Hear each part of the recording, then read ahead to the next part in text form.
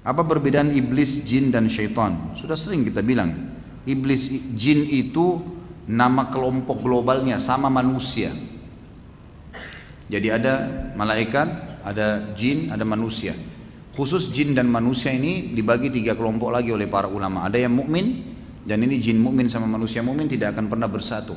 Mereka sudah saling tahu, tidak boleh saling panggil, tidak boleh ketemu, tidak boleh ngobrol, tidak boleh berteman, nggak boleh nikah, nggak ada sama sekali.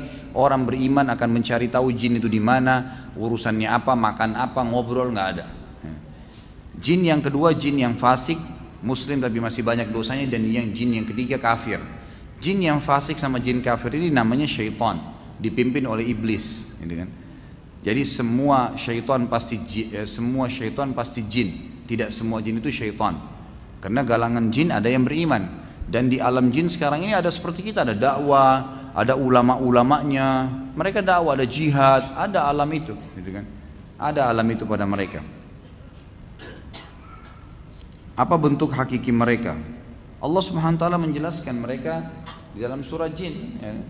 Mereka dapat terlihat, mereka dapat melihat manusia, tapi manusia tidak bisa melihat mereka. Tetapi kalau secara fisik, saya tidak pernah spesifik mendapatkan dalil-dalil yang menyebutkan seperti apa kaki, seperti apa semua. Tapi ada hadis sahih riwayat Bukhari tentang sebab masuk Islamnya jin Nusaybin, jin dari wilayah Irak. Waktu itu datang mendengarkan dari Nabi SAW ayat-ayat Al-Quran.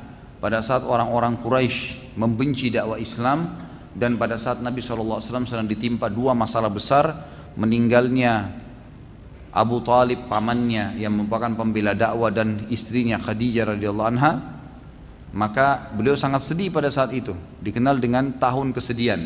Allah SWT pada saat itu menghibur nabinya Muhammad SAW dengan 2 kejadian besar, masuk Islamnya jin Nusaybin dengan kejadian Isra dan Mi'raj. Dan ini bisa dilihat kembali ke materi sirah yang sudah saya sampaikan di YouTube, tentunya ada.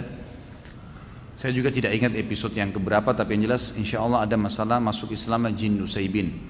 Nah, jin-jin ini datang, kemudian mereka mendengarkan ayat-ayat yang dibaca oleh Nabi SAW. Kata Ibnu Mas'ud radhiyallahu anhu, saya satu hari pernah jalan bersama Nabi SAW, kemudian saya melihat Nabi SAW menggaris tanah dengan tongkatnya dan berkata kepadaku, jangan lewatin garis ini.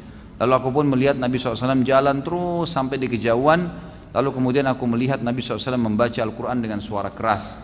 Lalu aku melihat Nabi SAW dikerumuni oleh laki-laki yang berpostur tubuh besar dan kepala mereka seperti kendi-kendi.